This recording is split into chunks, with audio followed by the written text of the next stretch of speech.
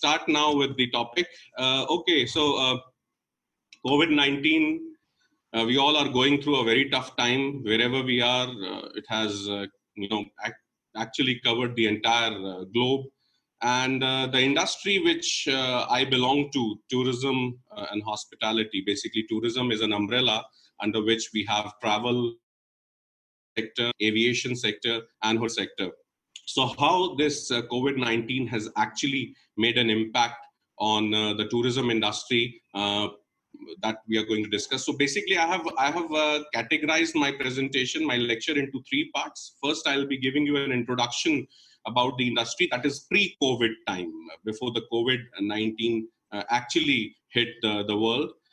The second part will be the impact, the repercussion of COVID-19 on the tourism industry, how it has badly affected us. And the third part will be the measures we can take, the policies we can adopt, the strategies we can implement to come out of the COVID-19 scenario, and how the future is, lying in front of us. So I'll be sharing a lot of data with you, a lot of facts, a lot of figures with you. You might get bored in between, but just bear with me, because we have to do the comparison between what it was, what it is, and what it is going to be. So the past, present, and the future, there has to be a comparative study which we are going to do. And that is what I'm going to highlight in my presentation. Okay, so Madam Astri, next slide, please. Okay, so before we begin, the industry overview, because I might, I feel that there are certain people who are not from the tourism industry. So just to give you, the insight about the industry, a basic introduction about the industry. Well, a tourism industry is slightly difficult to define, unlike, it is other industries. It is not one clear product. So it is not just confined to a single product. It incorporates many industries that include lodging. That's what we talk about, hotels, transport, attractions, sites, travel companies, tour operators, and many more. It includes travel operators, it includes tourist guides, it includes, the cabs, cab services, it includes the airline sector. So there are a lot of small, sections which becomes part of this industry and form tourism industry. So in its broadest sense, tourism, how will you define tourism? It is when people travel and stay in places outside of their usual environment for less than one consecutive year. So the time period has to be more than a day and less than a year for leisure, business, health, or other reasons. So that's what we call as tourism, and people who travel are called the tourists. By the way, we all are tourists actually on this planet, but our stay is more than a year. So we are a long-staying traveler on this particular planet. Okay, so next slide, please. Okay, to begin with, I'm going to give you the facts and figures of pre-COVID time, what our industry used to be, till the time we actually saw ourselves in these, dirty waters of pandemic. So the international tourism export was figured at 1.7 trillion in the year 2019, which was 4% more than its previous year. And if you compare to the GDP of the world and the receipts, what we receive from the receipts from the tourism sector, you can see a clear difference. From 2008 to 2018, the facts and figures are being given in front of you. In 2018, the world GDP grew by 3.6%, whereas the tourism contribution, the revenue from the tourism, or the tourism GDP, it was actually 4.4%. So it grew faster than the world economy. Now you can see a decline in the year 2009. That is because of the economic crisis and the slowdown in the world economy, which actually affected the tourism sector also very badly. Now, tourism is a very, very sensitive and a very fragile industry. it is the first industry which see the impact, see the difficult times in case something negative happens in the world. And at the same time, if something positive takes place, this is the first industry which respond in the same manner. For example, if let's say if any country eases the visa restrictions, so you'll find the tourism inflow, the revenue generation from tourism immediately will increase, because people love to travel to the countries which are which have the ease to travel. And at the same time, countries where there is safe and secure atmosphere, people are friendly, hospitable, you'll find the tourism revenue will be higher. So whatever happens in a country or in a region, directly or indirectly, does affect the tourism sector, the hospitality sector also, whether it is positive or whether it is negative. Next slide, please. Okay, so we'll see the bigger picture now. The economy was going up, so as the tourism economy also. There were four factors to it. There were favorable economic environment. There were a lot of, world economy was growing. A lot of trade was happening. The countries of the world were opening for the business with each other. People were traveling from one place to another. The scenario, the situation was ideal for the economic boom.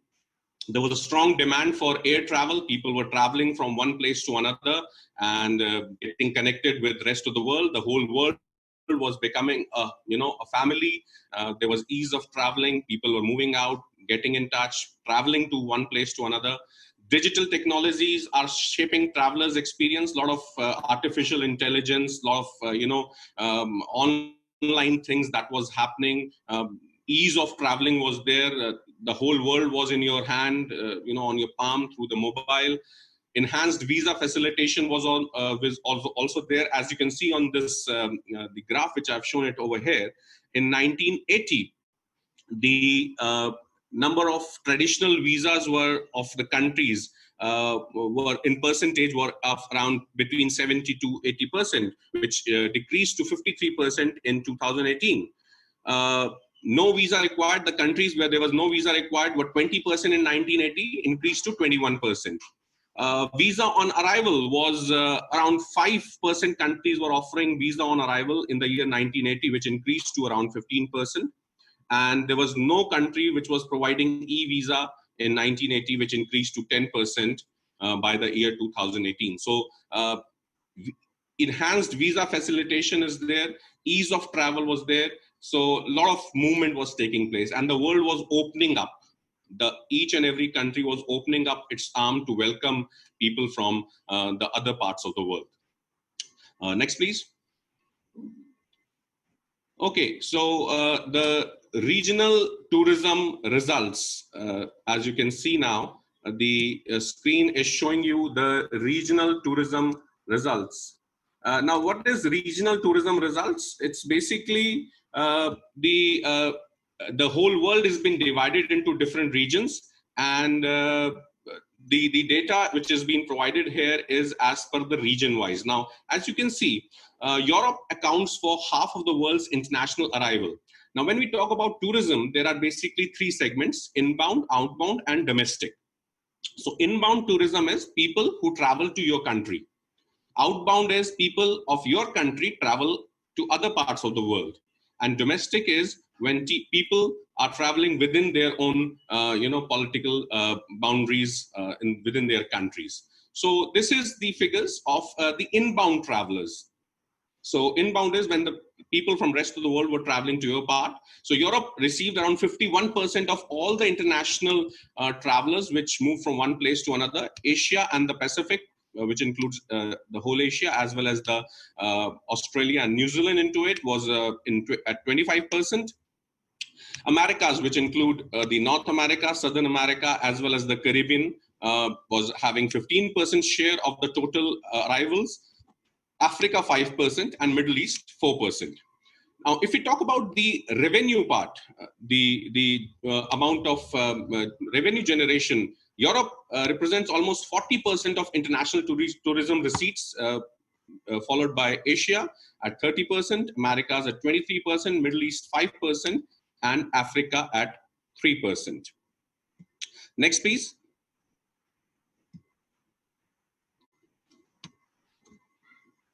Okay, next slide is means and purpose of travel. How and why people were traveling pre-COVID time. So the purpose of visit, 56% of the people were traveling for leisure and recreation. It is basically for the holidays. They were traveling to enjoy the holidays. They were traveling to spend the time out there for in leisure activities. 27% people were traveling VFR. VFR is visiting friends and relatives in other parts of the world for health reasons, for religious tourism purpose. So that was around 27%. And business and professionals are around 13%, and not specified is around 4%. Or not specified can be because of the sports tourism. People travel for sports activities, or people travel for a certain conference or seminar. So that part can be covered and not specified, because there are a lot of smaller segments is part of it. Now, the mode of transport they preferred were around 58% people were preferring air transport, 37% people were traveling by road, train was 2%, and through water, through cruise liners, around 4%. So this was the bifurcation of the purpose of the visit of the international travelers, as well as the mode of transport they were using. Okay, next slide, please. Right. Now, this is outbound tourism.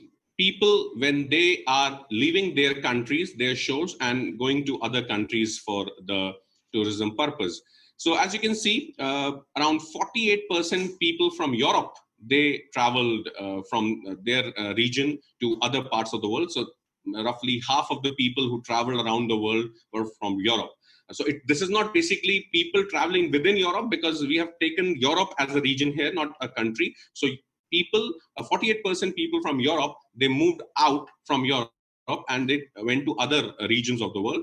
26% from Asia Pacific, 17% from America, 3% from Middle East, 3% from Africa, and 3% are not specified. So they are basically not a part of a particular region. They can be part of certain islands or certain areas which are not categorized in these regions, right? Okay, if we talk about the amount of money spent on tourism activities country-wise, so you'll see China is at number one. They've spent around 277 billion rupees, dollars, US dollars, last year, which was a change of 5% to the previous year. So 5% more they spent last year on their tourism spending compared to the previous year. United States is at number two, and so on. These are the top 10 countries which spend on the tourism activities throughout the world. They are the top spenders actually on international tourism. Okay, next please. Okay, so this slide is showing you the travel and tourism regional performance. We have different regions, and there are three data which I would like to share here with you. The first one is, if you look at the North America, there is a dollar sign. So North America's total GDP contribution in US dollar in 2019 was $2.1 trillion, which was 8.8% share of its economy, the whole economy, if we count it as 100%. So 8.8% was the share of tourism, travel and tourism sector in the North America's economy. And if we talk about the the growth of North America's economy, it was 2.3%. If you look at the map, the world map, 2.3% increase in the world economy, in the North America's tourism economy in compared to the previous year. Caribbean is shown 559 billion US dollar, which was the GDP contribution. 13.9% was the share of the GDP of tourism sector in Caribbean island, and the Caribbean islands have shown 3.4% growth in the travel and tourism sector compared to the previous year, and so on the other regions also. So if you come to Asia, we have categorized Asia into Northeast Asia, which covers China, Korea, Japan, Hong Kong and other regions, Macau.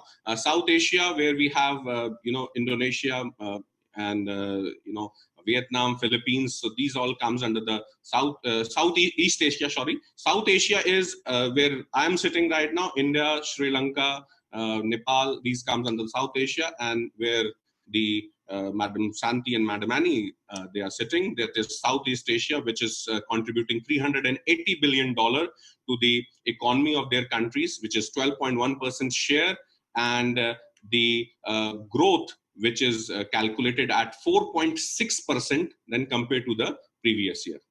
Okay, next slide. Okay, so the countries with the highest share of GDP, if we look at it, which country is actually having the largest contribution toward its GDP, and you'll find all the smaller countries over here. Macau, a very small country, very close to China, Hong Kong, totally depend on the casino tourism. A lot of casinos over there. It is contributing around 50% of the tourism is contributing 50%. Half of the economy GDP of the Macau is on tourism.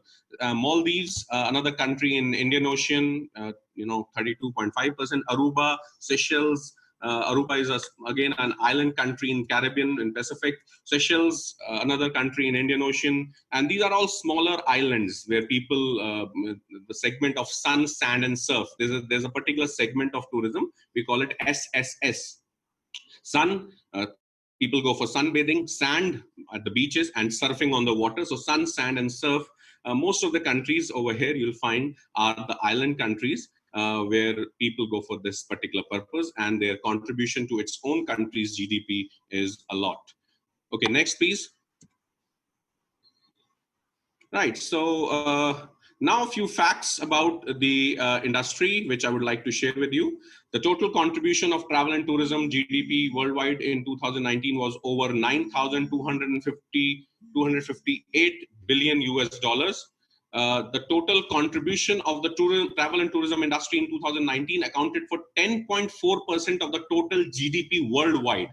So if we take the whole world's GDP in account, 10.4% was the contribution of the travel and tourism industry to it in the last year. And in tourism segments, leisure tourism is the largest sector of the tourism industry. So as I said, there are different segments of tourism: business tourism, leisure tourism, health tourism. People go for sports tourism and educational tourism. So leisure tourism is the largest sector of the tourism industry, and it has actually reached to the level of 4,715 billion in 2019. China's travel and tourism industry contributed to the largest amount of employment of any country worldwide. It has actually created 29 million workforce in 2019, and India was not far behind with 27.5 million travel and tourism industry employees, directly and indirectly. Okay, next. Europe has the highest occupancy rate. If we talk about the hotels, Europe has the highest occupancy rate in 2018 at 72.4%. That means 72.4% hotel rooms were occupied in Europe. That is the highest in any region, closely followed by Asia Pacific with 70.6%. Whereas if we talk about the average daily rate of each room, Middle East and Africa were the most expensive region for hotels, with an average daily rate of 140.97 US dollars. The cheapest region for the last 5 years was Asia Pacific. So actually Asia is a very affordable, a very economical tourism destination. It is considered that way because services are not that expensive, hotels are not that expensive, transportations are not that expensive. Whereas, as I just mentioned, Middle East and Africa, they receive the highest average daily rate of hotel rooms. According to the source, and when I say source, I've taken most of the information which I've taken is from WTTC, that is World Travel and Tourism Council, World Economic Council, WEC, and UNWTO, that is United Nations World Travel Organization. So there were around 184,299 hotels worldwide in 2018, which is 14.3 thousand hotels more than the last 10 years. So compared to 2008, the number of hotels have increased by 14.3 thousand. According to the source, there were 16.97 million hotel rooms worldwide in 2018, which is 2.5 million more hotel rooms than the last 10 years, 2000 compared to 2008. Next. Dubai is the number one position holder for the world's major connection hub for international flights, right? With over 86.3 million. Otherwise, the busiest airport is Atlanta Airport in USA. But when we talk about the international flights, the Dubai International Airport is the first position holder. It uplifted 86.3 million international passengers last year. Globally, commercial airlines generated combined revenue of 838 billion US dollars in 2019. In terms of revenue, the leading airlines were American Airlines, Delta Airlines, and United Continental Airlines. All three are based in USA because USA is a big country. People travel a lot through air, so the revenue generation is the leading airlines are from US itself. According to the source, Expedia, which is the world's leading travel company, its sales has reached 99 billion US dollars by 2019. Very a leading company as far as the tourism sector is concerned. And in 2018, Booking was the leading online travel agency with a revenue of approximately 14.53 billion US dollar. So it's basically an OTA. It's basically online travel agency by the name Booking. Booking.com is a very popular term which we use for it, the website of it, and they are the one which received 14.53 billion US dollars in 2018, and it was doing wonderful till the end of last year. Next, please. So now I just a moment. I have to take a pause here because there's an important call. Just 2 minutes. Please bear with me. Yeah.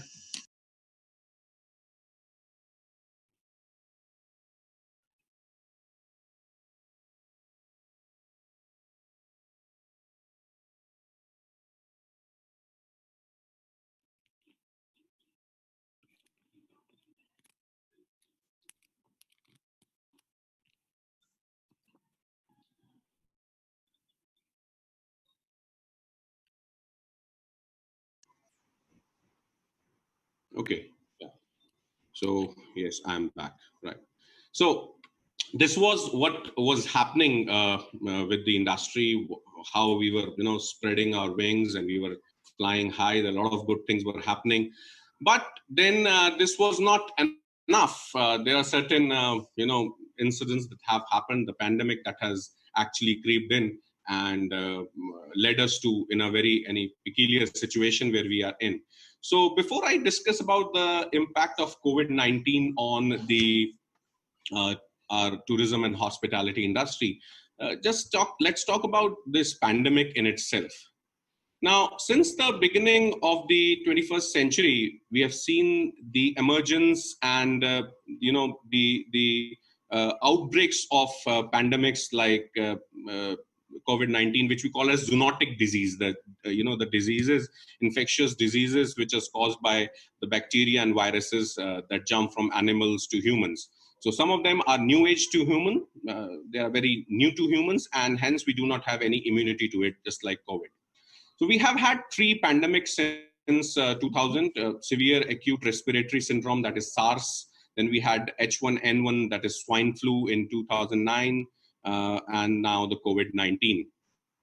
So, the root cause of all these disease can be broadly put under three baskets. The first one is the environmental factor, the environmental destruction. Due to deforestation and habitat loss, uh, the wild animals and humans are now nearby, leading to the spillover of animal diseases into humans. The second is the cultural practices. The practices of eating exotic wildlife, sometimes raw, is spreading the novel pathogens to humans. And both SARS and COVID-19 have origin in the wildlife markets in China. It exists in one form or another across the world. Third is intensive animal farming. The industrial farming of animals by keeping animals very close to each other and pumping them with growth promoters like antibiotics is another cause. And bird flu and swine flu both have their origin in intensive animal farms. So basically, zoonoses have killed millions of people in 21st century, and several times more than all the wars and terrorist attacks altogether. Their economic costs have ranged from a few $billion in the case of regional outbreaks to several $trillion for pandemic. So they are not a national issue. They are now global and require global attention from the whole world so that we can tackle it. And such pandemic, coronavirus or COVID-19 is not the end. We are at the verge of witnessing a lot of more pandemics if we don't prepare ourselves right now and save our planet from this particular threats. So, okay, coming back to the impact of COVID-19 on tourism and hospitality industry, let's see how COVID-19 has actually impacted us. Next, please. Okay, so the slide which I'm showing you, the first slide is the total jobs, travel and tourism jobs from 2011 to 2020 scenario. So 2011, the total jobs in travel and tourism in million was 269, and 2019 it was 329.6. There's a gradual growth, and in 2020, what is forecasted? I have taken three, levels of forecasting here. One is upside, which is a greener picture, which is actually good if we stop here. Baseline is the average, and downside is if we don't control, it can go up to this particular damage level. So we are watching, we are going to witness 98.2 million job losses. That is an upside, whereas the downside is 197.5 million job losses can actually happen in the whole world as far as the travel and tourism jobs are concerned. Next slide.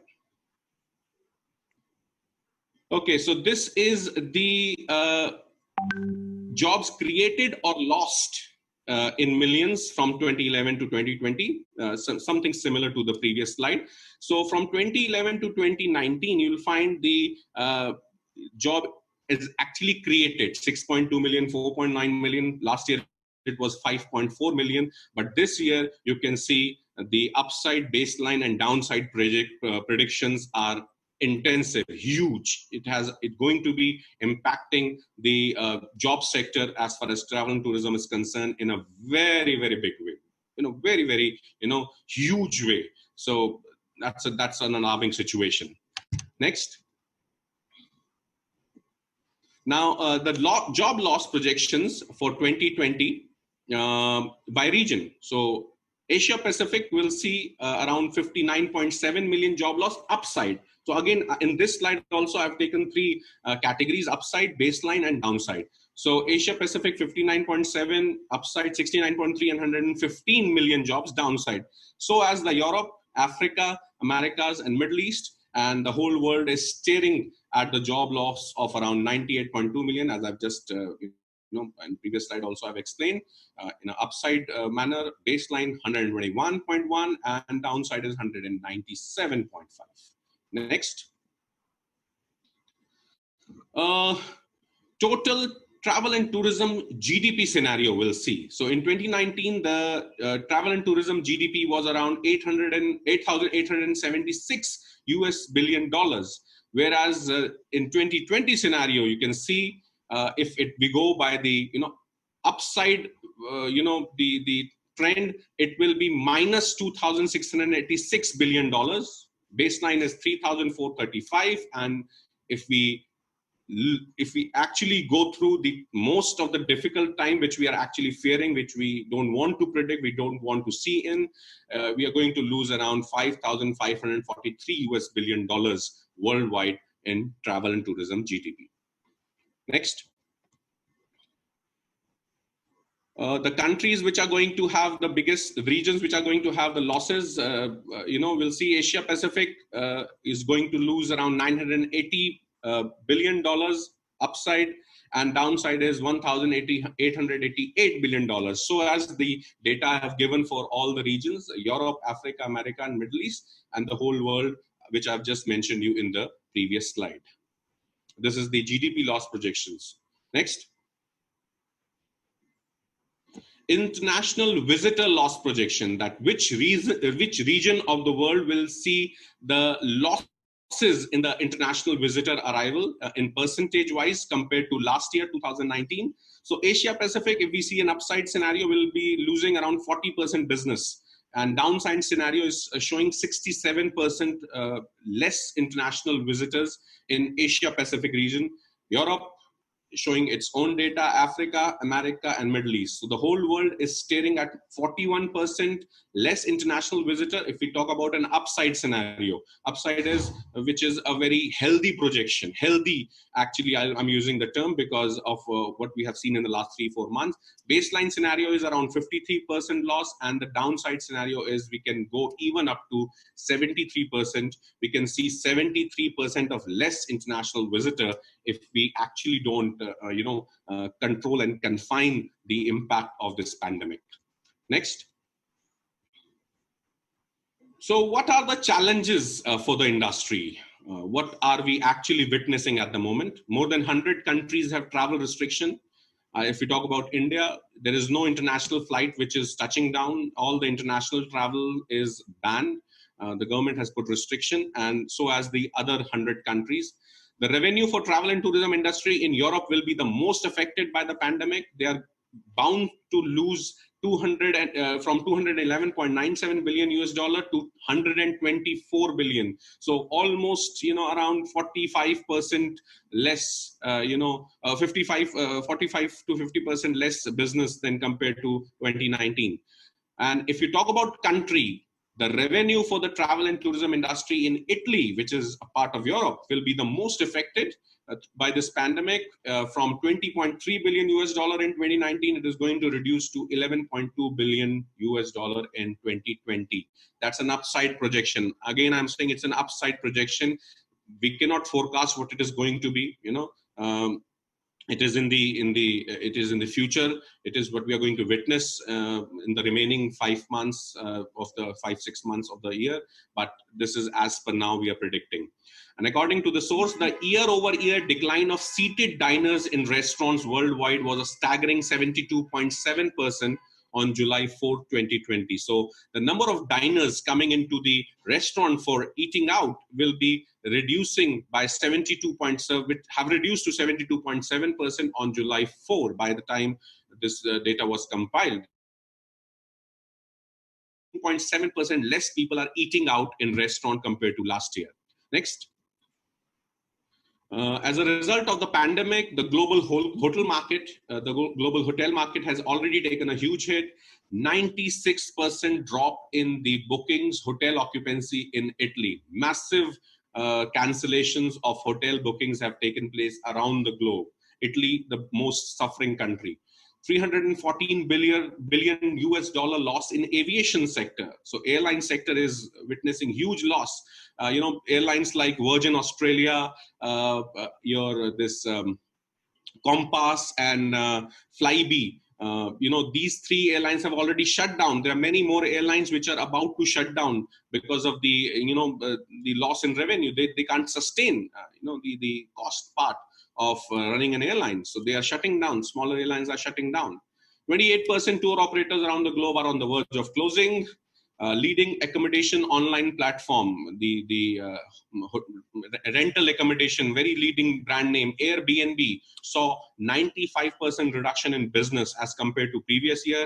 And the psychological problems with travelers will persist. Psychological problems, when I talk about psychological problem, it's basically, the people will fear to travel. Even when the pandemic will be over, there is a fear in the mind of the people, whether they are safe traveling by an aircraft, whether they are safe staying in a hotel. To give you an example, some of the hotels in India have been turned into quarantine hotels. So they are the people who can afford hotels and they want to quarantine themselves. They can, stay in those hotels for 14 days of quarantine period. But then when the healthy guest will be very adamant to before they decide to stay in such hotel, because there's a fear that people who are quarantined here. The hotel was was a quarantine hotel. So whether it is going to be safe for the people or for a normal traveler, whether they have become a hub for the pandemic, whether they can be a source, the trace of coronavirus over there, whether they should stay there or not. So these are the factors which will be there in the mind of the travelers. Okay, next slide.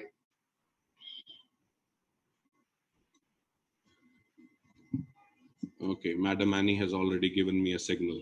Okay, global protocol for the new normal. What we actually see, what are the the protocols we need to follow to come out of this. We'll quickly see to it. What are the measures we can take? Okay, so the first thing which we can look for is the immediate removal and replacement of any quarantine measure with air corridors.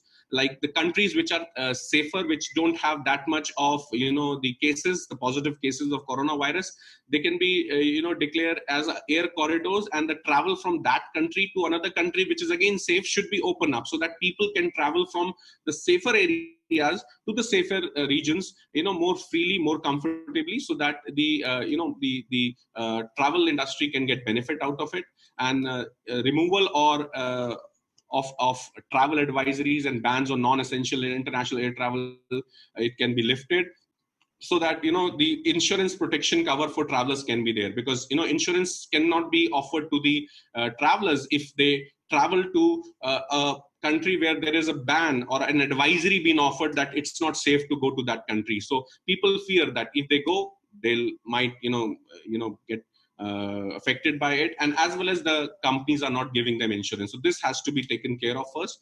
Adoption of global health and safety protocols such as Safe Travels Initiative, which is launched by the WTTC, so that to give assurance to each and every traveler that it is safe to travel again, they should move out. And we humans are actually always have come out of all such things in the past also, whether it is economic crisis, whether it is any diseases like SARS or the swine flu.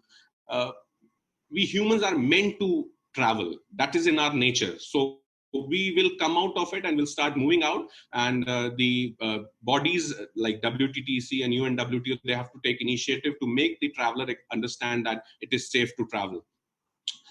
Implementation of rapid test and trace strategy that can be adopted, so that immediately we can figure out mass testing can be done, results can be given, and people who are safe, they can be immediately or at early can be told that how the result has come, and they can be responsibly travel. Greater and sustained collaboration with public and private sectors, where public and private sectors can come together and can expand the industry, can make a standardized the operational procedures, SOPs, to function and to further expand in the coming time. And the continued government support in physical and liquidity, because a lot of tourism industry organizations, they need support at this time, whether it is in the form of tax rebate, whether it is in the form of certain relaxation in a certain way, or easy loans which can be offered to the company so that they can sustain in these tough times. Another thing which is happening is, to give you some more example, in India there is a concept called workation is happening, not vacation but workation. So people who are working from home, they can go to a vacation where there's a good Wi-Fi connectivity, so they can be in touch with their office, their work through their laptops, their mobile phones, and as well as they can stay in the nature. So that is one way. Then there is another thing which is called quarantine tourism, where people can go to a place where there is a safe to go, and they'll be tested and they'll be staying there for 14 days, and they can have their quarantine period also, because when you go from one state to another state in India, you have to be quarantined first for 14 days, whether you are negative corona case or a positive. In case of positive, you have been going to be treated, but negative, you have to be in a quarantine. So quarantine tourism is also one thing which is taking place. A lot of travel agencies are giving travel vouchers instead of paying rent to their landowners, to their office owners, the property they actually rent out for running their operation. Hotels are giving meal vouchers and such things instead of, because there is a crunch of cash. So travel vouchers is also something which is happening at the moment. Then the social media can be used to promote the things, because it is very difficult to do the marketing. Again, it requires a lot of inflow of money. Where we are lacking at the moment is the inflow of money is not happening. So social media is the platform that can be used. A lot of people are on the social media these days, so that can be adopted. Okay, next slide. We'll move from tourism sector now to the next sector, that is the hotel sector, the hospitality sector, how that has actually going to impact.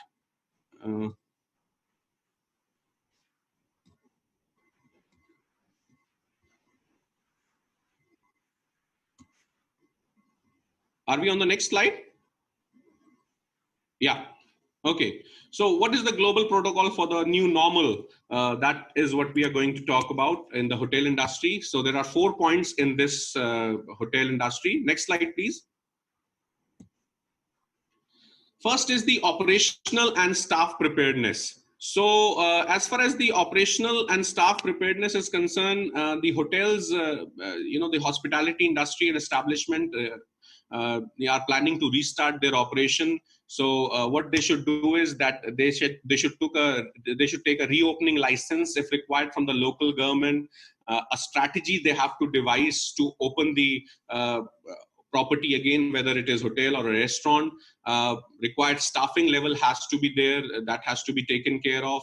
And again, they must implement protocols and guidelines for staff safety and health. That is also something which has to be taken care of. As far as staff is concerned, the staff must be provided training. I was reading somewhere that now all the staff of a leading hotel chain in India will become a housekeeping staff, because everyone must know the standards of cleanliness. And clinically clean is the new concept that is happening in the industry right now. Staff are trained for such situation, and they must follow the right SOPs, the operating procedures. The guidelines given by WHO has to be followed by all the hotels. Linen handling, the bed sheets, pillow covers, towels of the guests. There should be only designated people who are going to handle the linen. As far as food is concerned, the hotels are promoting room service, where the diners, the guests should not come from their room to eat in the restaurants, but the food is served in their own room for their own safety. So there are certain things which has been taking place at the moment. So this is the operational and staff preparedness, where the hotel industry must prepare themselves for the for coming out of this pandemic. Next.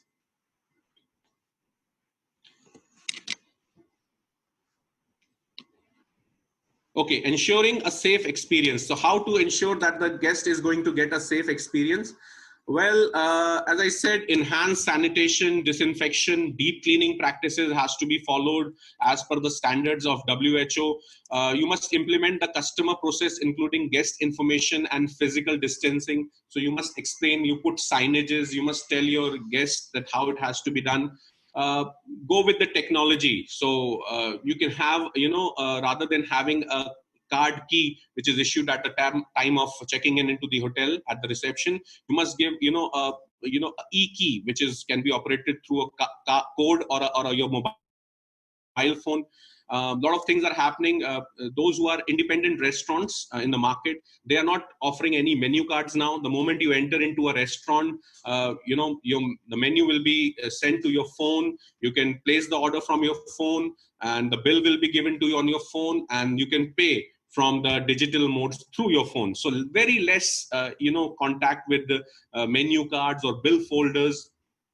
Also, the restaurants are taking away all the unnecessary items from the table. For example, cruet set, which is salt and pepper from the table, or sauce or anything from the table. If required, they are offered, but otherwise they are not kept over there to keep the safety of the guests in mind. So a lot of social distancing and digitalization is taking place. So the guest need not to come too close to the employees or to the public areas, the surfaces which can be breeding ground. Plus the hotel is disinfecting their entire property again and again.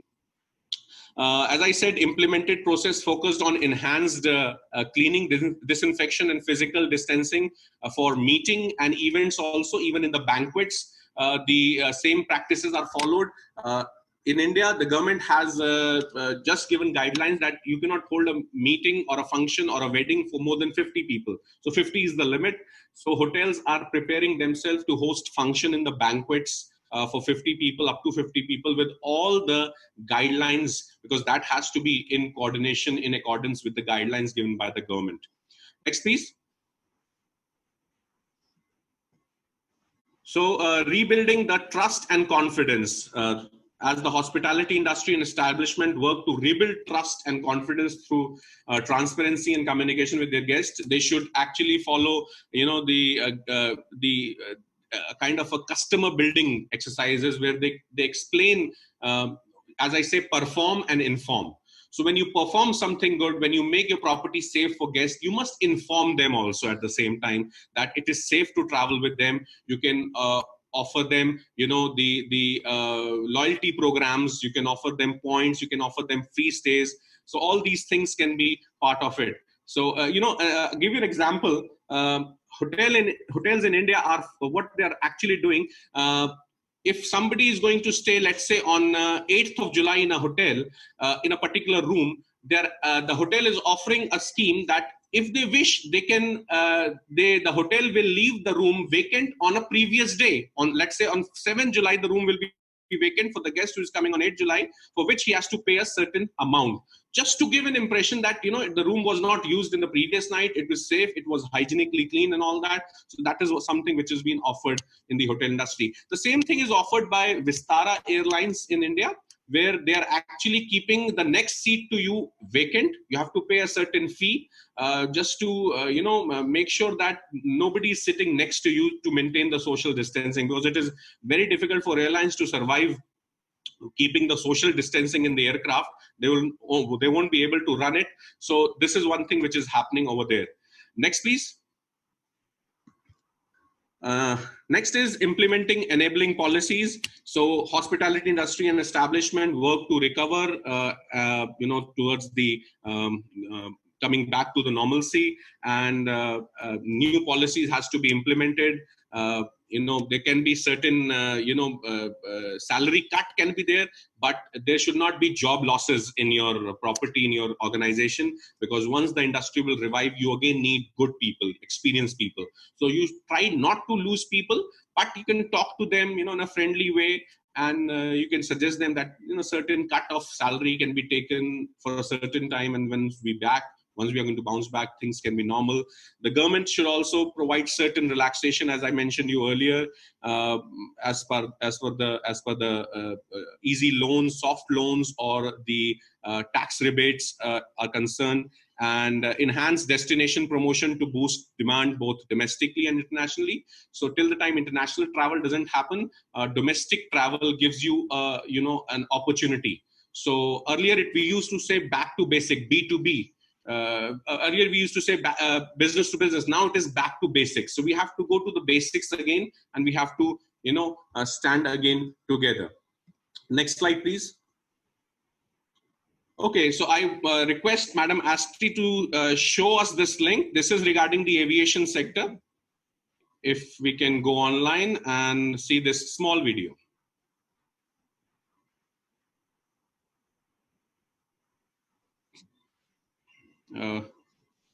This video is not audible.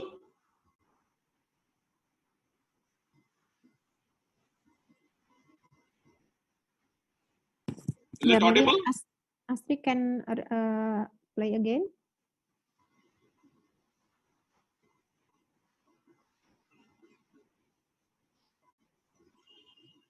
Okay, maybe the audio is not available. Okay, so fine. We can. There's subtitles coming in, so we can just continue with it.